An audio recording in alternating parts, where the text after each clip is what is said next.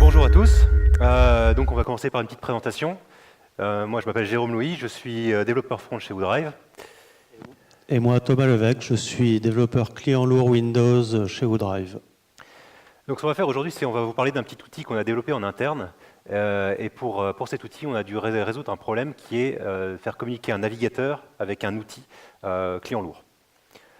Donc avant de rentrer dans le détail, on va vous parler un peu du contexte chez WooDrive, pour ceux qui ne travaillent pas chez WooDrive. Chez WooDrive, on a toute une suite de produits qui sont des produits majoritairement basés sur du stockage en ligne. Donc stockage en ligne, qui dit stockage en ligne, qui dit transfert de fichiers. Le problème, c'est que sur les navigateurs, même les navigateurs récents, on a plusieurs limitations en ce qui concerne le transfert de fichiers. Donc vous avez, par exemple, l'upload de répertoire, qui est possible sur certains navigateurs, mais pas tous. Et pour ce qui est du téléchargement, par exemple, de fichiers multiples à la fois, ben, c'est un peu compliqué. C'est possible, mais c'est un petit peu plus compliqué. Pour ce qui est du... Je vais peut-être regarder ici, en fait. Pour ce qui est de l'upload qui foire en plein milieu, ça va être un peu compliqué de le reprendre. Imaginez que vous uploadez un fichier de plusieurs gigas, ça s'arrête juste à 99% pour une raison d'une déconnexion quelconque. Impossible de reprendre cet upload. Ensuite, si vous voulez fermer votre navigateur après avoir lancé un upload ou un download, malheureusement, votre transfert il s'arrête. Donc ça, c'est des petites limitations et ça peut être problématique quand vous avez des clients qui ont envie de faire des uploads de fichiers de plusieurs gigas ou de carrément une arborescence complète, parce que, voilà. Donc du coup, chez WooDrive, nous avions une solution qui marchait plus ou moins bien avant et qui était basée sur une applet Java. Vous voyez, très jolie interface ici. Le problème de cette interface, de cette applet Java, c'est que premièrement, l'interface, elle n'est pas très jolie, elle n'est pas très customisable, elle est un peu préhistorique, d'où le joli schéma ici. Et l'autre problème, c'est Java. Comme certains d'entre vous le savent probablement, Java, c'est devenu un peu obsolète, en tout cas les applets Java, pardon. Parce que Java en lui-même, on est d'accord sur le fait que c'est pas obsolète. Les applets Java, par contre, c'est obsolète. Niveau sécurité, ça pose quelques petits problèmes, donc les navigateurs ont décidé de les dropper. Et il faut trouver une autre solution. Alors du coup, on a exploré différentes possibilités pour remplacer cette applet. D'abord, on a commencé par voir s'il n'y avait pas des solutions intégrées dans le navigateur. Alors, bon, déjà, il y a les plugins. Alors Flash, comme vous le savez, c'est en voie d'obsolescence. Les navigateurs ne le supportent plus vraiment. ActiveX, j'ai presque honte de le mentionner parce que, voilà, quoi, on ne va pas en dire plus. Silverlight, c'était un échec, c'est abandonné. Du coup, les plugins, c'est mort. Par contre, on a regardé aussi du côté des extensions de navigateur. Alors, c'est une option intéressante, mais d'abord, ça ne répond pas à tous les besoins, puisque ça ne permet pas de faire des transferts en arrière-plan. Vu que si vous fermez le navigateur, l'extension s'arrête aussi. C'est en plus un peu compliqué, parce que maintenant qu'on n'a plus NPAPI, on ne peut pas facilement accéder au système de fichiers. Et puis, c'est une galère à maintenir parce que chaque navigateur est différent et voilà. Du coup, on a cherché aussi des solutions en dehors du navigateur. Alors, ça a plusieurs avantages. Déjà, on peut facilement continuer les transferts en arrière-plan. On peut accéder directement au système de fichiers sans problème. Et puis, l'intégration à l'OS est plus facile. On peut faire des notifications, des icônes de statut dans la barre des tâches, des choses comme ça. Alors, puisqu'on doit développer l'appli pour Mac et Windows, on a envisagé des solutions cross-platform. Donc aujourd'hui, les solutions cross-platform, c'est principalement Electron ou NW.js, anciennement NodeWebKit. On n'a pas pris ça finalement parce que c'est assez lourd. Et puis on n'a pas vraiment l'expertise dessus. Alors que par contre, on a un bon savoir-faire sur les applications natives desktop. On a une équipe dédiée, on a une grosse base de code réutilisable. Du coup, c'est vers cette solution qu'on s'est orienté. On a donc créé une appli desktop native assez légère qui s'appelle EasyTransfer. C'est une petite application qui tourne sur la machine de l'utilisateur et qui communique avec le navigateur pour recevoir des instructions d'upload et de téléchargement. Et je vais laisser Jérôme vous expliquer comment ça fonctionne. Donc un petit exemple de fonctionnement, un petit schéma. Vous avez... Alors attendez, il est où le... Ah oui, d'accord. Donc vous avez... on va prendre le navigateur ici, qui communique avec le serveur d'API. Donc ça, c'est la configuration classique. Ce qu'on va avoir envie de faire ensuite, c'est démarrer EasyTransfer sur le même poste que le navigateur et d'établir un canal bidirectionnel de communication entre EasyTransfer et le navigateur pour faire transférer des messages, tout simplement. Donc l'idée va être que le navigateur va dire à EasyTransfer ce qu'il a envie qu'EasyTransfer fasse. Ensuite, EasyTransfer va lui-même communiquer avec le serveur d'API et on va pouvoir fermer le navigateur et conserver une connexion ici pour continuer nos transferts. Ça, c'est le principe de base. En termes de techno, ben on va se baser sur la WebSocket. On va échanger les messages en JSON. Et le workflow, comme je viens de dire, il est entièrement drivé par le navigateur. Le navigateur va dire « je veux démarrer tel transfert » et EasyTransfer va ensuite prendre en charge tout le transfert. Histoire que vous ayez une idée un petit peu visuelle de à quoi ça ressemble avant qu'on rentre dans des considérations techniques un peu plus avancées, voilà notre application web PostFiles et à côté on a EasyTransfer. Donc si j'ai envie de démarrer un téléchargement, je vais cliquer sur Download.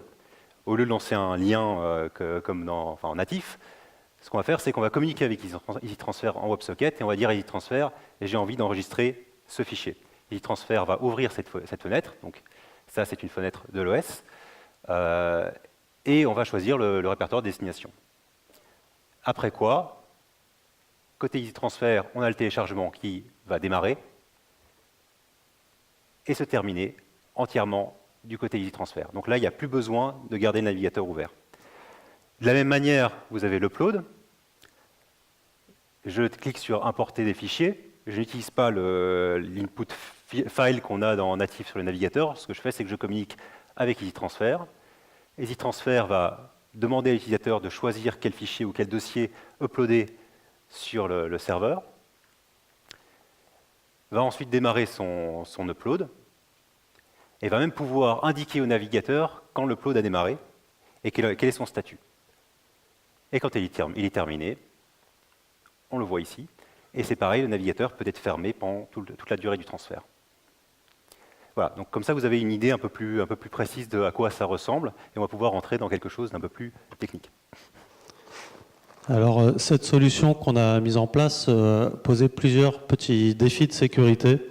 Donc je vais essayer de vous les expliquer. D'abord, on a la sécurité de l'accès au compte de l'utilisateur. Alors, à ce titre, on ne veut pas qu'EasyTransfer connaisse les identifiants de l'utilisateur. D'abord parce qu'on a plusieurs applications web qui peuvent utiliser EasyTransfer, qui n'ont pas forcément les mêmes identifiants. Et puis, l'accès à des fichiers partagés, ça se fait par un lien sans login mot de passe. Du coup, on n'a pas vraiment d'identifiant à utiliser. Du coup, comment on fait pour transférer des fichiers de ou vers le compte de l'utilisateur sans avoir ces identifiants?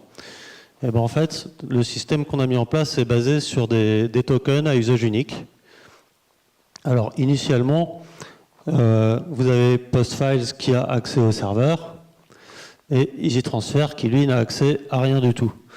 Du coup, quand l'utilisateur veut lancer un transfert, PostFiles demande au serveur un token et le donne à EasyTransfer, ce qui permet à EasyTransfer d'accéder à ce fichier et uniquement à ce fichier.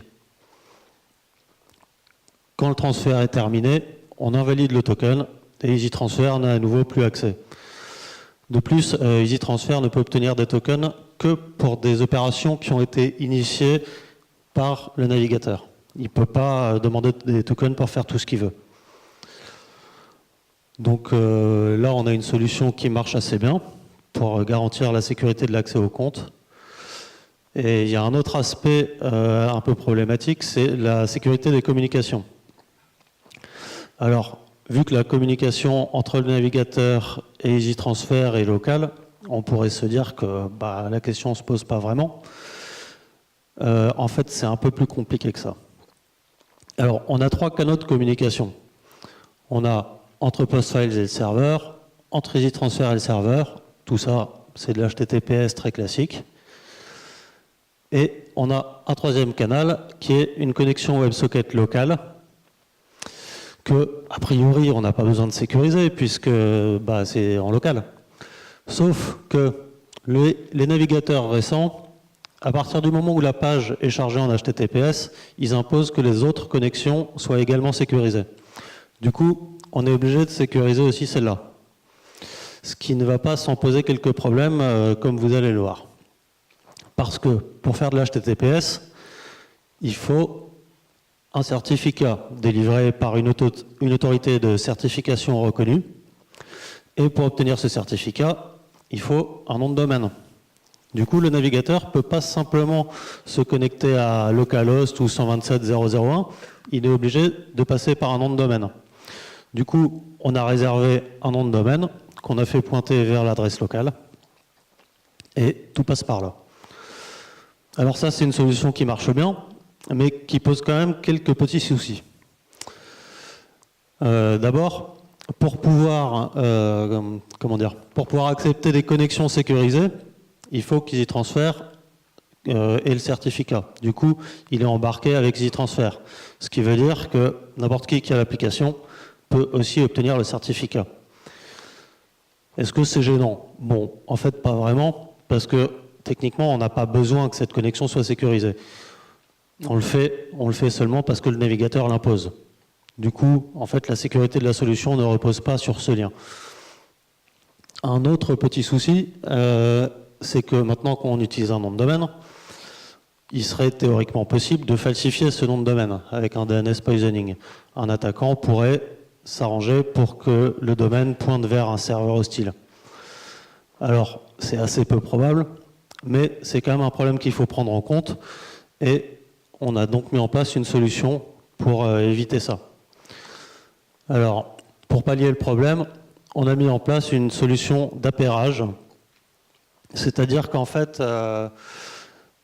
ça permet de s'assurer que l'application web va bien parler à EasyTransfer et non pas à un serveur hostile.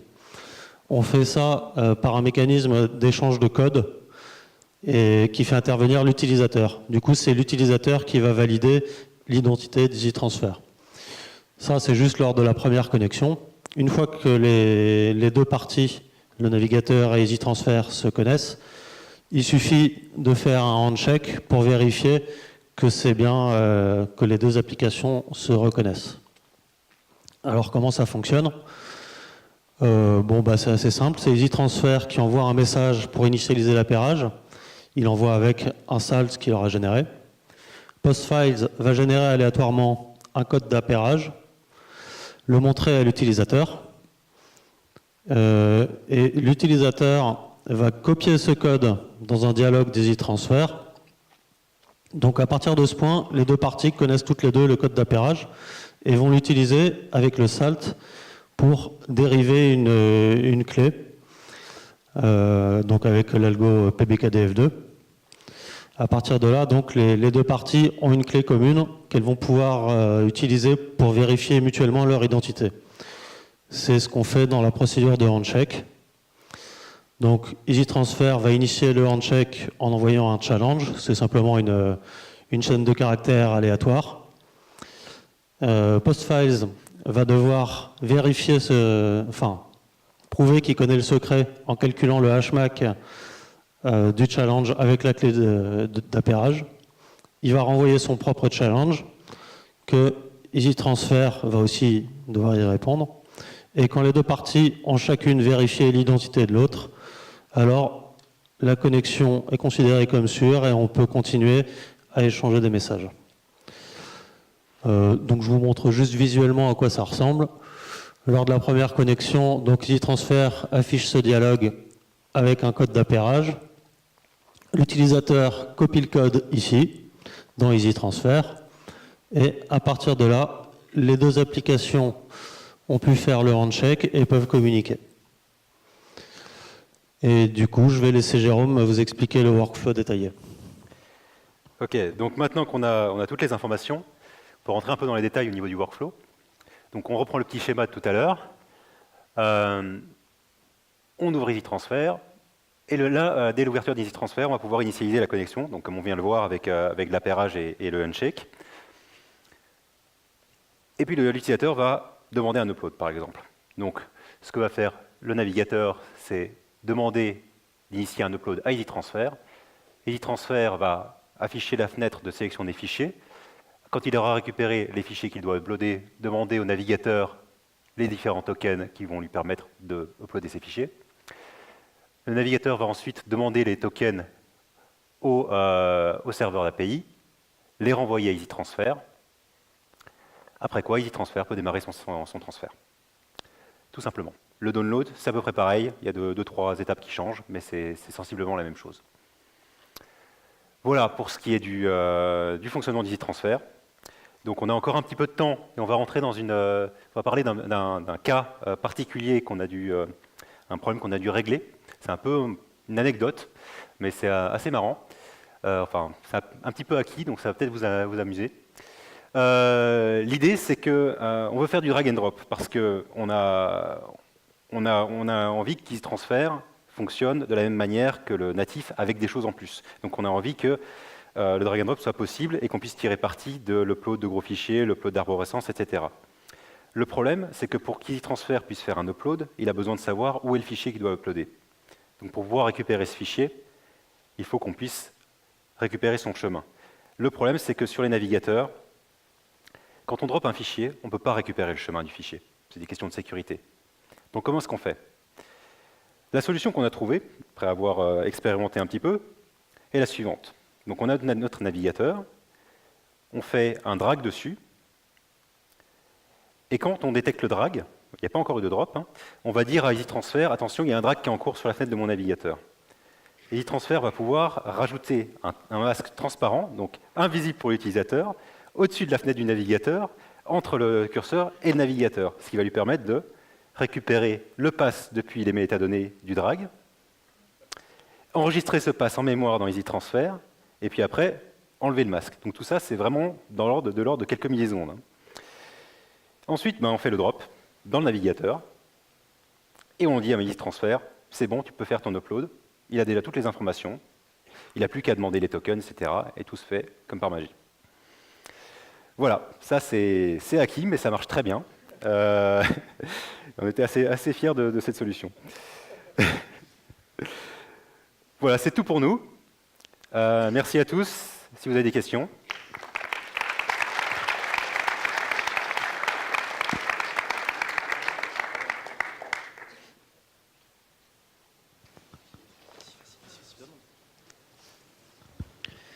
Est-ce que du coup on peut imaginer avoir plusieurs navigateurs ouverts et chacun étant appairé aussi avec le software? Tout à fait, c'est prévu Oui. pour. Oui. Ouais, vas-y, excuse-moi. C'est prévu pour, tout à fait, oui. Et à la limite, donc, dans ce navigateur, on pourra avoir des comptes différents par contre? Oui. Sans problème, mais après. Ouais, on fait une WebSocket par application, par connexion, etc. Il n'y a aucun souci. D'accord, merci. Même question que tout à l'heure. Donc, du coup, USB-C, micro USB ou Apple?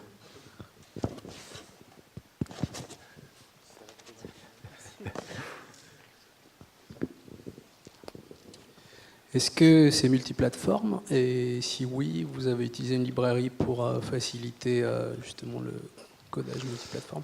Alors non, c'est pas multiplateforme. Alors on supporte Mac et Windows, mais c'est des applications natives sur chacune des deux plateformes. C'est la même architecture pour les deux, mais le code est complètement distinct.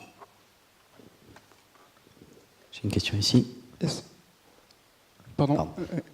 Est-ce que vous avez des soucis avec des configurations réseau particulières, typiquement les proxys sortants pour les WebSockets? On l'attendait celle-là. Oui, ça peut poser des problèmes. Tu veux entrer dans les détails? Oui, alors ça pose des petits problèmes, parce qu'en fait, s'il y a un proxy, c'est pas le navigateur qui fait la résolution DNS, donc il ne sait pas que le domaine qu'on utilise pointe vers l'adresse locale.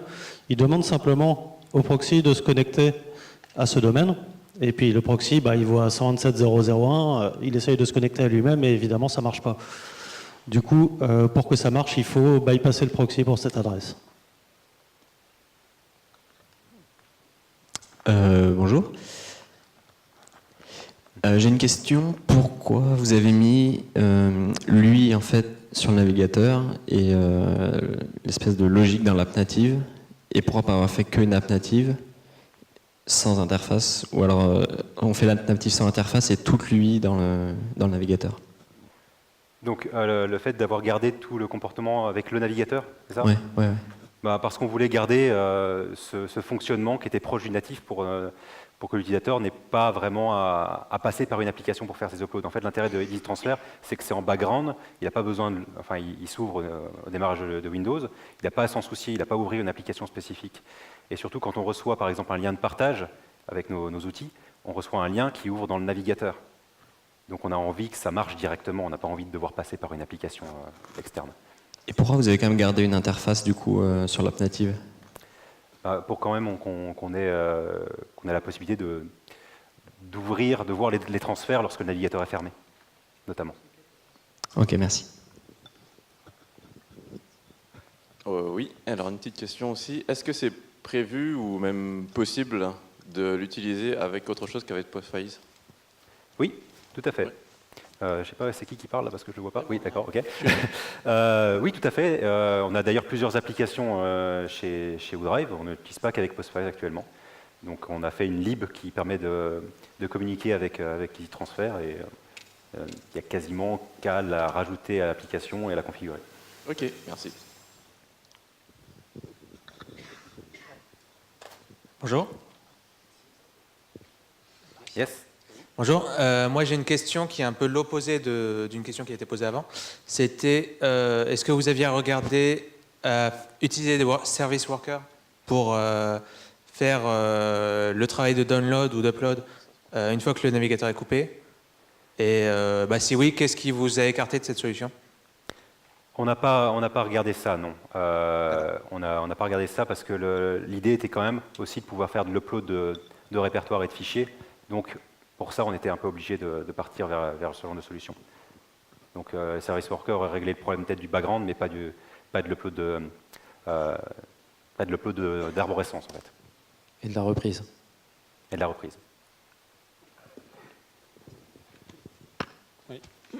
Bonjour.